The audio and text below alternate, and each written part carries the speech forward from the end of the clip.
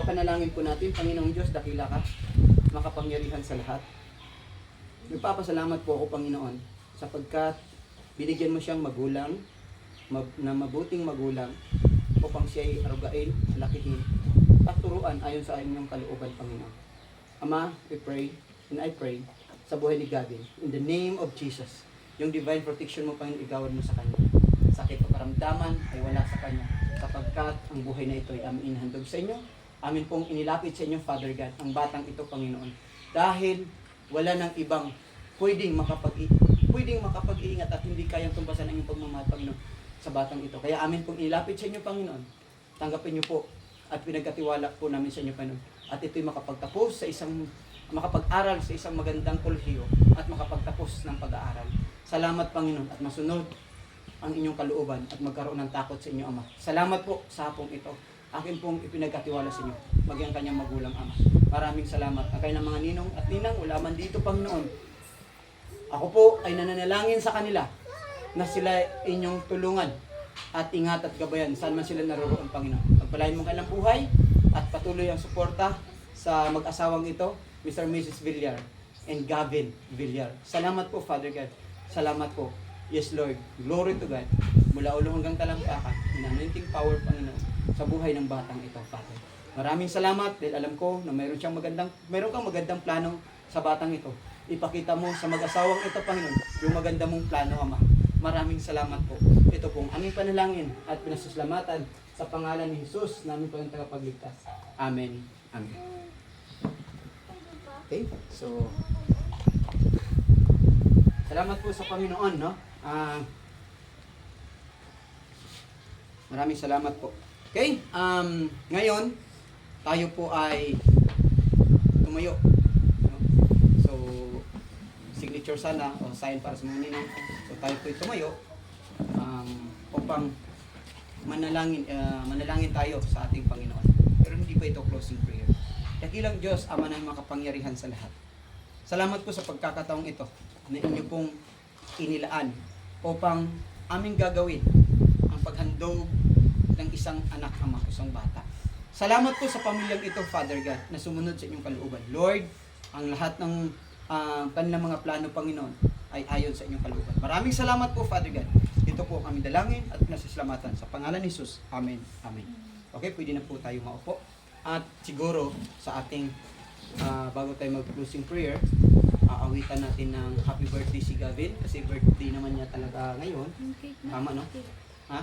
So, pero baka may sasabihin si Lolo at Lola sa kanyang, ano ba sasabihin, Pastor? Para alam nyo na kung ang tanong nyo, ano ba sasabihin? Yung sinasabing pasasalamat o mga salitang pasasalamat, tama? Diba? So, di ko alam kung anong pwedeng pasasalamatan o di ko alam kung anong mga bagay. So, bakit may sugat? Okay? Gamay lang kay gutom na kung sino.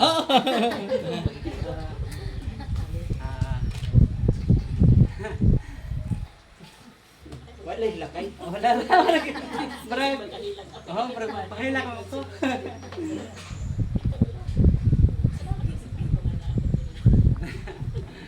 Salamat sa ako nagpapasalamat sa inyo kay naamo dili karon sa birthday ni dedication. Papasalamat ako sa ating mga anak. Nahilak lang ko kay sobra kalipay ba. Salamat sa kay Pastor, kay Sister. Salamat. Sana akong hinihingi ko talaga sa mahal na Panginoon Diyos na aking mga anak, mga apo, makilala ang Panginoon Diyos. Yun talaga hinihiling ko eh. Dumating talaga, nakilala nila. Dahil ako ipapaniniwala ko eh. Sa Diyos lang na makapangyari sa lahat kaya Jesus. Yun ang lagi ko. Bawat dalangin ko, pagkapanggap ko. Hindi yan biro sa kalooban ko. Kahit nahihiyak ako dahil sa sobrang kasayahan ko dahil nandito. Mga anak, walang diferensya sila, magandang relasyon nila sa isa't isa. Lahat sila, lahat sila akong mga anak. Pinapanangin palagi na maging ligtas sila. Pati mga kapitbahay, magkaroon ng magandang relasyon para magkaroon kami ng pagmamahalan. naiyak ako kasi ano eh, hindi ako sanay eh. Pero dahil sa tulong ng mahal na Panginoon Diyos, talagang marami po salamat. Kamu mga anak, gabayan kayo ng Panginoon Diyos. Maging malago ang buhay niyo. Maging maayos. Sa tulong ng Amang Banal at ng Panginoong Yesus. Yan talaga ang lagi kong makilala ninyo. Salamat po na napakarami sa inyo sa Diyos. Oh, Pastor, maraming salamat sa inyo. Meron pa? Ma, kunti lang ma. Ang Mami Lula. Oh. Okay. Salamat po nakita. Dali na. Oh, kita niyo yung pugso ng damdamin. Naiyak ako. Pasensya na naman. So, okay. So, salamat sa Panginoon. Wala na? Nakabisita mo na si Okay, sino? Ikaw, may message ka? May message ba si Pastor Jeffrey? Ako. Ako pala. Magandang hapon sa lahat. Ako'y nagpapasalamat kay Mama, Juana, at kay Papa Silver sa kabutihan nila sa amin. Mahal na mahal nila yung apo nila. Okay. At salamat din sa mga kapitbahay namin na pumunta. Ang iba pupunta pa lang. So, mamaya magsalo-salo tayo mamaya. Kain hanggang mabusog. Susunod, pangalawa, nagpasalamat ako sa mga ninong at ninang na nandito at yung wala dito, pero na-appreciate namin yung presensya nila. Kaya ninang ni Gavin na nandun sa ibang bansa, salamat din po dahil isa kayo sa ginamit din, pinagamit niyo yung venue na to, ang bahay nyo, para dito gaganapin ang dedication ni Gavin. At maraming salamat din po sa Panginoon, lalo na kay Pastor Bong at saka kay Doktora Irene Verdida sa kanila. Ginamit din sila ng Panginoon para sila yung mag-dedicate sa Panginoon. Salamat po.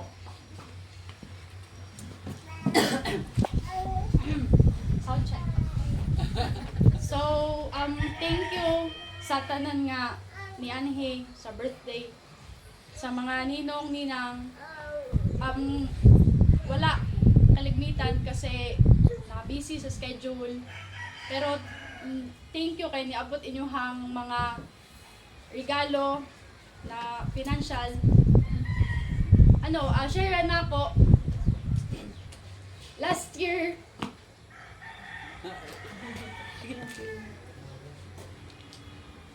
way back 2022, di ba, nakagraduate ko 4 years. So, nag-apply ko, nakapasa board exam, nag-apply ko Bureau of Correction.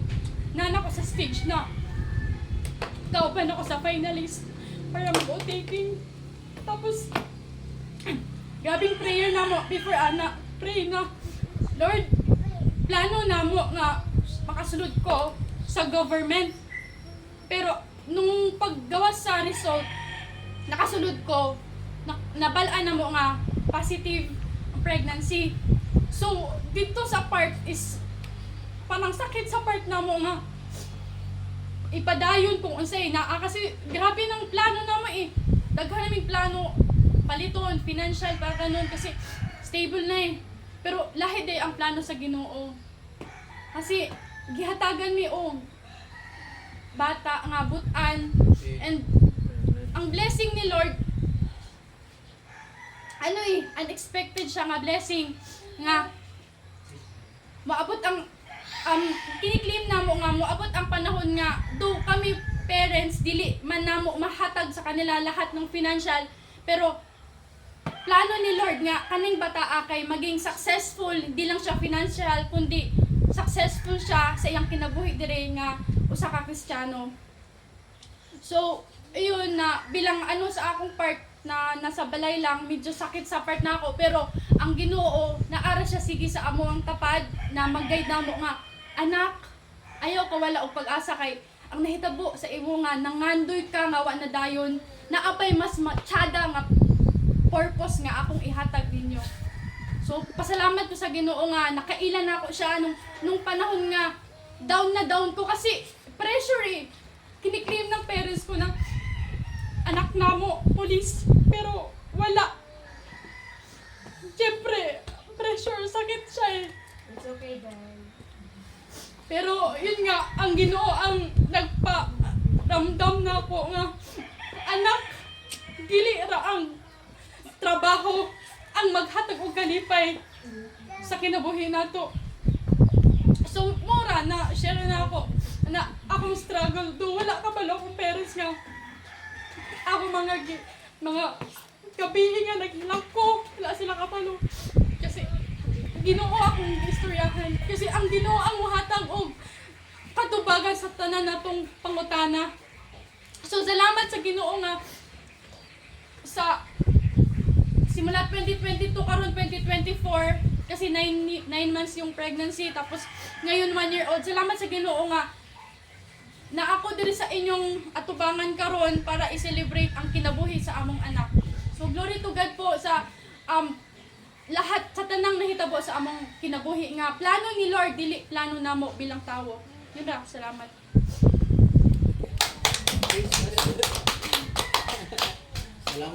Salamat sa Ginoo no. So dako ang atong pagpasalamat kay nasilay maayong plano pero ang pinaka maayong plano ang Ginoo sa ilang kinabuhi. Kay tungod sila karon naghiusa sa pagsunod sa kabubuton sa Ginoo o kauban si Jera. So salamat sa Ginoo. Okay, salamat din sa Ginoo. So karon para sabi nga so